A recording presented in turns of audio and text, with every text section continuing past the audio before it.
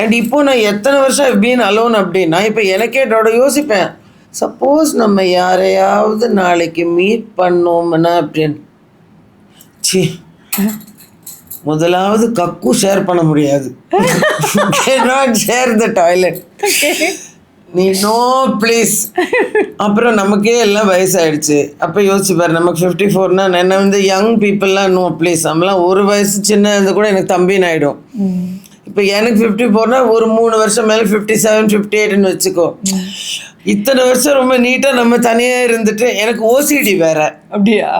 ஆமாம். ஸோ வீட்டில் எல்லாம் everything has to be in that order, எல்லாம் it has to be in that same line. இது கொஞ்சம் தப்பாக இருந்துச்சுன்னா இதை நான் இப்படி திருப்பி வைக்கிறது, சப்போஸ் இந்த வயர் இப்படி சரியில்லைன்னா அந்த வயரை இப்படி வைக்கிறது, இந்த கிளாஸ் இப்படி நகர்த்தி இருந்தால் கூட அதை அப்படி நேராக வைக்கணும்.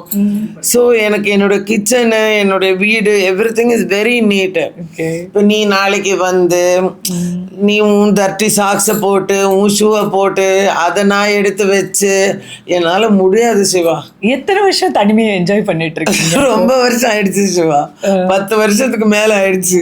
My last relationship was 2009. ஆமா. So I'm very happy for many years. And every time I've given my heart, it has been broken into terrible pieces. அது உடைஞ்சதுக்கு அப்புறம் எப்படி உடைக்கிறாங்க உங்களை? இவ்வளோ அழகா இப்போ நான் கொஞ்சம் நேரம் உட்காந்து பேசிட்டு இருக்கும் போதே என்னையே நீங்க உங்களை லவ் பண்ண வைக்கிறீங்க. ஏன்னா அவ்வளோ ஒரு ஹியூமர் சென்ஸ் உங்களுக்கு போல இருக்கு.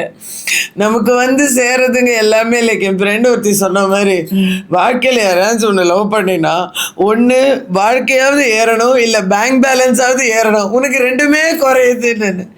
நமக்கு வந்து சேர்ற ஜென்மங்கள்லாம் அப்படிதான் வந்து சேரும். உங்களை என்ன மாதிரி ப்ரோக் பண்றாங்க? அதாவது எப்படி இருக்கும்னா வந்துட்டு லைக் டிஃப்ரெண்ட் எக்ஸ்பீரியன்சஸ். ஒரு சனியும் ஒரு மாதிரி உயிரை வாங்கியிருக்கு. அதனாலே வந்துட்டு ஒன்று சந்தேக பேர் வழியில் உயிரை வாங்குவோம்.